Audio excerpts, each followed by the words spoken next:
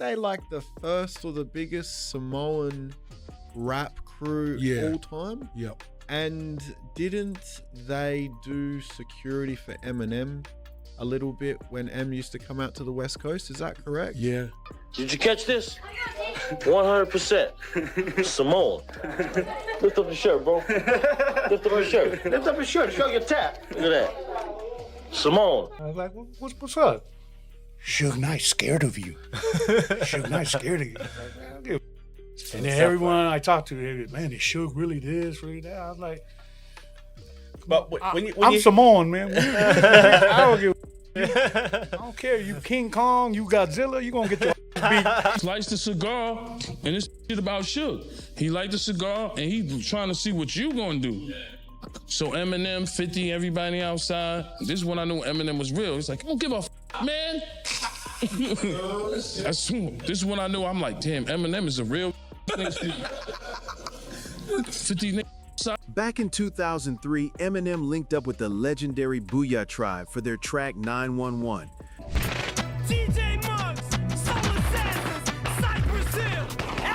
But this wasn't just some random rap collab. It ran way deeper than that. The bond between Eminem and the Booya tribe went far beyond the studio. It was personal, powerful, and straight from the streets. The Booya tribe weren't just another hip-hop group. They had deep roots in the Samoan gangs of Los Angeles. We all got some gangster shit coming this Saturday, man. What?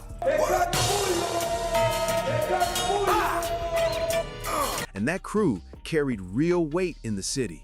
If you know anything about the street scene, then you already know the sons of Samoans don't play around. They might seem calm and laid back at first, but once they're disrespected, things can flip fast, and the outcome can get serious. Did you catch this? 100% Samoan. Lift up the shirt, bro. Lift up your shirt. Lift up your shirt. Show your tap. Look at that. Samoan. These were the same guys standing behind Eminem, ready to move if things went sideways. So when a few gang members thought it was smart to mess with him, they learned real quick that Slim Shady didn't roll solo. Eminem even hinted at all this in his verse on 911 when he rapped, "Everywhere we go, people know we roll deep as F40, 50 Samoans, they know it."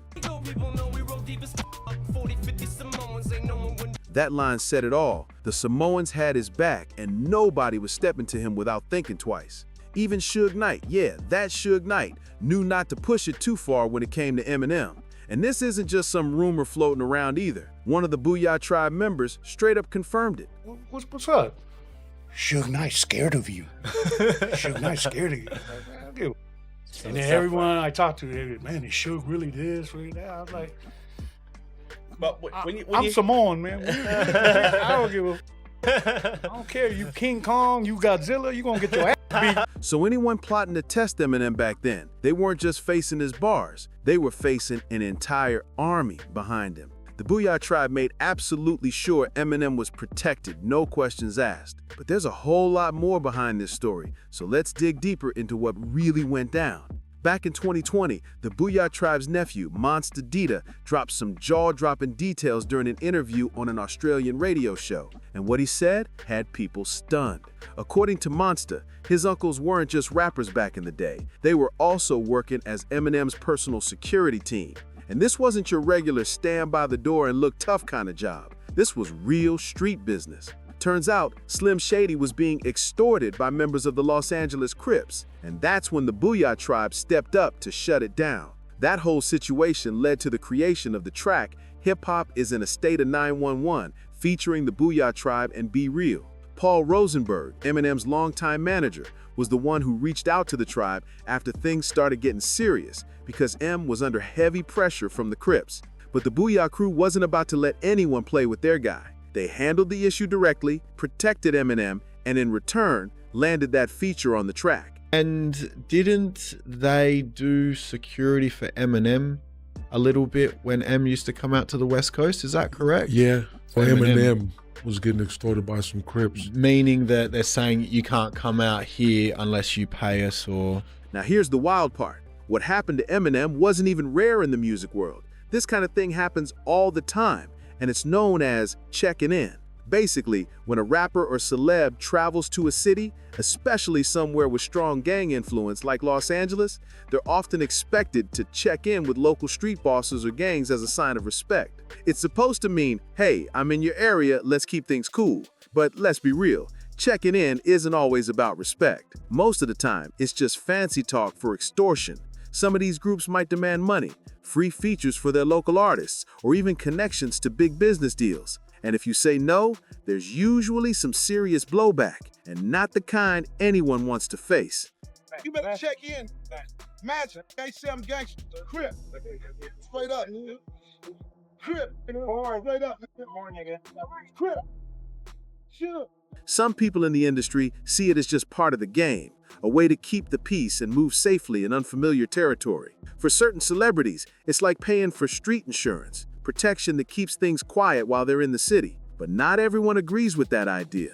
And Eminem's experience showed exactly why this tradition can turn dangerous real quick. Eminem was never the type to bow down or play by anyone's street rules. He wasn't about that life. And that's exactly what made things explode when the Crips tried to pressure him.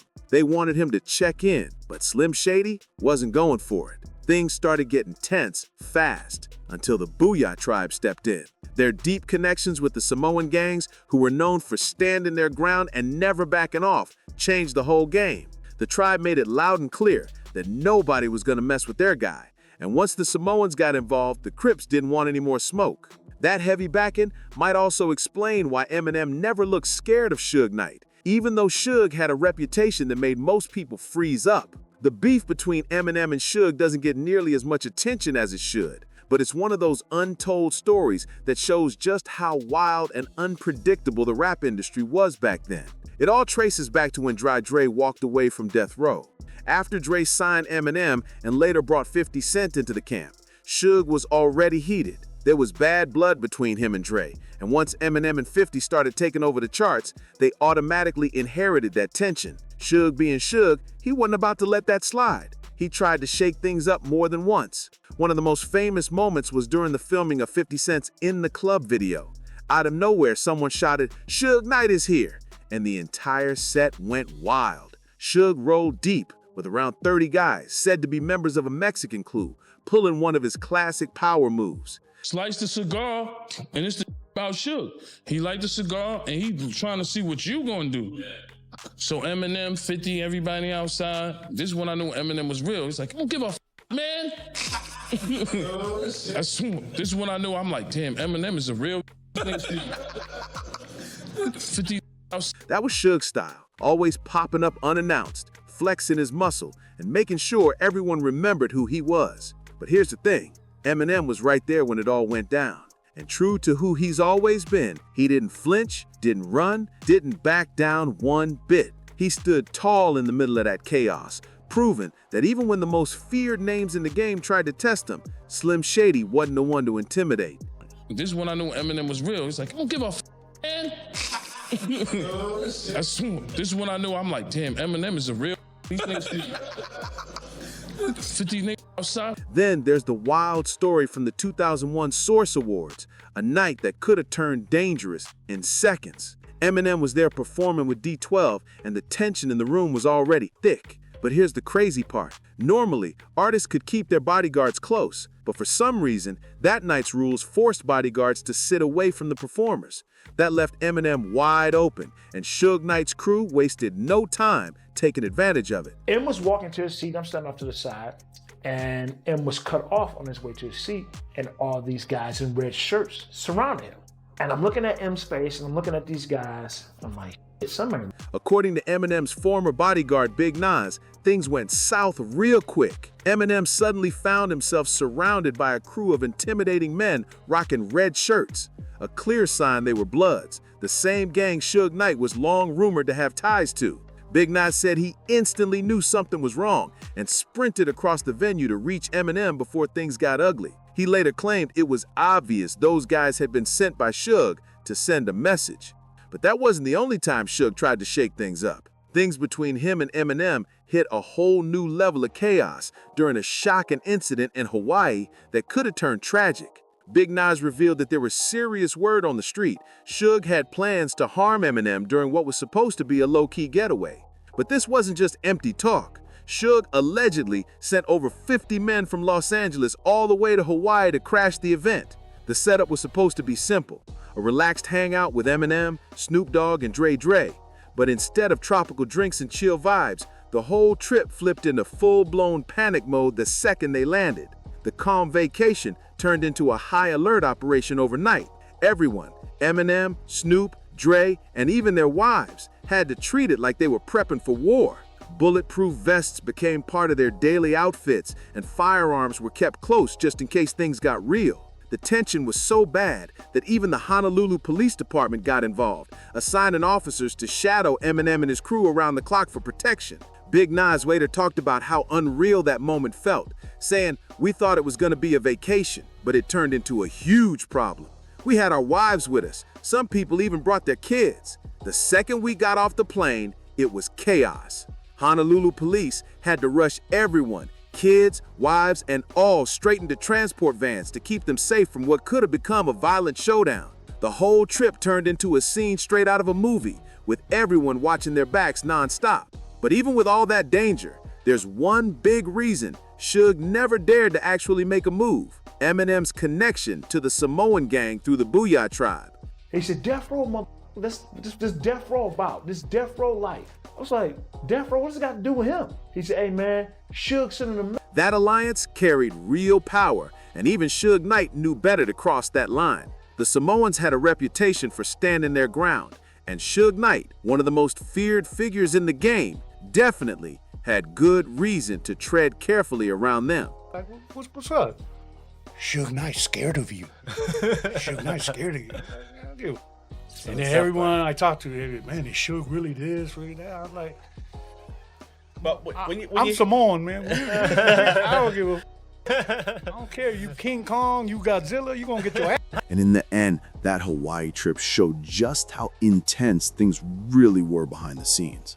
Eminem wasn't just dealing with fame and music drama. He was surviving situations that could have spiraled completely out of control if not for the people who had his back. Like we said before, these guys were no joke. The Sons of Samoa, better known as SOS, weren't just another street crew. They were one of the most respected and feared gangs out there. Their story started back in the mid-1980s in Long Beach, California, but their power spread far beyond that. By the 1990s, their influence had reached Hawaii and several key parts of California, especially around San Jose, Oakland, and Haywood, areas where many members of the Samoa family lived, tightening their grip and building strong community ties that made them even harder to challenge. Police from different states, especially Washington State, had plenty to say about SOS and their fierce reputation. They were known for using heavy intimidation tactics to get exactly what they wanted, and extortion was part of their playbook. What kind of weapons do the gangs use? Your gang, for example. 38, 22s, 357, 9, AKs. It's pretty heavy sort of artillery. When things escalated, these guys didn't hesitate to take it there. They handled business however they saw fit, whether that meant drug ripoffs or more serious street retaliation. Backing down wasn't in their nature, not ever. The Sons of Samoa would stand toe-to-toe with any rival gang that tested them. Their most frequent clashes were with the Tongan Crip gangsters, which only made street life even tenser between those groups.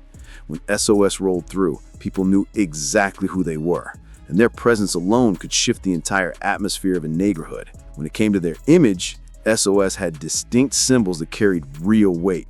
One of their most recognizable marks was the Seattle Mariners logo, which they proudly wore on hats and clothing as a badge of identity. But it didn't stop there. They also had their own hand signals to show affiliation. And those gestures weren't just for show. In gang-heavy areas, every move, every color, every sign meant something, and SOS made sure their message was loud and clear. According to Long Beach detective Norm Sorensen, who spoke with the Los Angeles Times back in 1990, the Sons of Samoa were infamous for being a tough and fearless group, especially when alcohol or drugs were in the mix. Once they were lit, they were unpredictable and unstoppable. Their rep on the streets wasn't built overnight. It came from years of raw power, loyalty, and a code that outsiders didn't dare test. Detective Norm Sorensen made it clear. When it came to the Sons of Samoa, their tolerance for disrespect was basically zero. If someone so much as looked at them the wrong way, a fight was almost guaranteed to break out. He described them as the kind of crew that would throw down at the drop of a hat. No hesitation, no warning. That unpredictability made them even more dangerous because nobody could ever tell when things were about to pop off. Did you catch this? 100%. Samoan. Lift up your shirt, bro. Lift up your shirt. Lift up your shirt. Show your tap. Look at that. And this reputation wasn't just street gossip. It was built on real stories and real encounters that spread fast. The SOS gang had no problem using force when it came to standing their ground. Whether it was intimidation, proven dominance, or straight-up street fights with rival sets, these guys have one rule: handle business, no questions asked. Everyone in their orbit knew the deal. You didn't mess with the Sons of Samoa unless you wanted a serious problem. But what made SOS stand out from other gangs was how different their structure was. They weren't the typical kind of group that operated completely outside of society or ran secret initiation rituals. Unlike many other gangs, there was no brutal jump-in or harsh test to join. Their unity came from something way deeper: survival and loyalty. The Samoan community in California was small, and they formed SOS as a way to protect themselves in neighborhoods where they were heavily outnumbered. It wasn't about causing chaos. It was about looking out for one another and building strength in numbers when the world around them wasn't always welcoming. To really understand it, think about this. In the year 2000, the total Samoan population in Oakland was only around 614 people, barely 0.15% of the city's population. With numbers that small, sticking together wasn't just an option, it was a way of survival. The Sons of Samoa became both a brotherhood and a shield for their people, making sure no one from their community got pushed around. A friend of the Samu family even shared in court documents that the gang's presence reached deep into the community, especially in places like San Jose and even inside Samoan churches. Their network wasn't just on the streets, it extended into everyday life, showing how SOS blended loyalty, family, and protection into something that went way beyond what most people think when they hear the word gang. Inside the Samoan churches, members of SOS often spoke about values like respect, family, and unity, core beliefs that are a huge part of Samoan culture. They talk about honor, protecting their people, and showing respect to others. But once they stepped outside those church walls, things could flip fast. The same guys preaching peace and community on Sunday could show a whole different, much tougher side when they hit the streets. Won't hesitate to shoot anyone.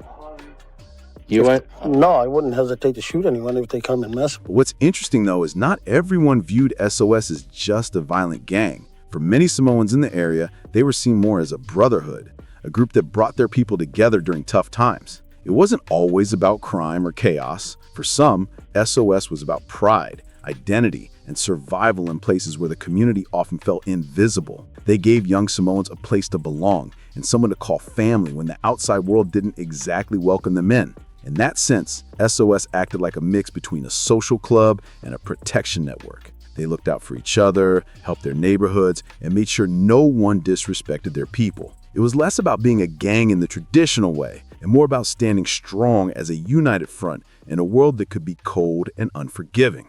And when it came to gang culture, SOS moved differently from everyone else. While the Bloods and Crips were locked in brutal color wars all over Los Angeles during the 1990s, SOS operated differently up in the Bay Area. They didn't take those rivalries too seriously and often refused to get caught up in those same battles. Their focus was their own community, their own code, and making sure their people were safe, not getting dragged into someone else's war. Unlike many other gangs locked in endless red versus blue wars, the Sons of Samoa, SOS, weren't as caught up in the classic color battles that define Los Angeles street life. Their focus was alliances, survival, and controlling their own ground. They weren't loyal to any one color or crew. Their loyalty was to power and protection. But that independence didn't make them less dangerous. If anything, it made them way more unpredictable. See, SOS had a reputation for moving smart. When it benefited them, they had no problem teaming up with other groups, even those outside their usual circles. One striking example came from federal prosecutors in San Jose, who revealed that a subset of SOS based in Monterey, California, had joined forces with a local Norteño crew called the Emerge Squad. Now, this wasn't just a casual alliance, it was a full-on partnership that took things to the next level. Together, they weren't just stirring up street trouble, they were escalating conflicts to deadly levels. In 2017, reports surfaced that SOS and the Emerge Squad had teamed up to target rival Sureño members. And this wasn't about small fights or threats. These groups were allegedly planning and carrying out violent hits on their enemies. In one shocking case, investigators found evidence that the two groups had worked together on a planned elimination of rival Sureños, showing just how tight their alliance had become. Their attacks even included drive-by shootings, with reports describing how they fired multiple rounds from a revolver into a Haywood home where Sureño members were staying. These weren't just warnings, they were sending messages through actions that nobody could ignore. But SOS's methods didn't always involve guns. Sometimes they went back to old-school street tactics, intimidation, and raw physical power. They had a move that locals called the one-hitter quitter, a single knockout punch that dropped their target cold. After that, they stripped their victim of whatever they wanted: jackets, wallets, shoes, jewelry, you name it. People will wake up dazed, beaten, and robbed, while SOS walked off calm and untouched, like it was just another day on the block. One of the most chilling cases tied to the Sons of Samoa was the tragic death of 25-year-old Nolan Pullman Tuon, a young man who was just one day away from one of the happiest moments of his life, his wedding. On May 17, 1996, Nolan was busy preparing for the big day with his fiancée Rowena Pinello in Daly City near San Francisco. He had every detail planned perfectly, booking hotel rooms, picking up tuxedos for him and his groomsmen, and helping his Aunt Edith with last-minute wedding tasks. That evening, after spending some time with his parents at their home in Haywood, Nolan headed out to finish a few more errands for the next morning. It was supposed to be a night of peace and excitement before his wedding day, a time to relax and celebrate what was to come. But for Nolan, that night would take a dark and tragic turn that no one could imagine.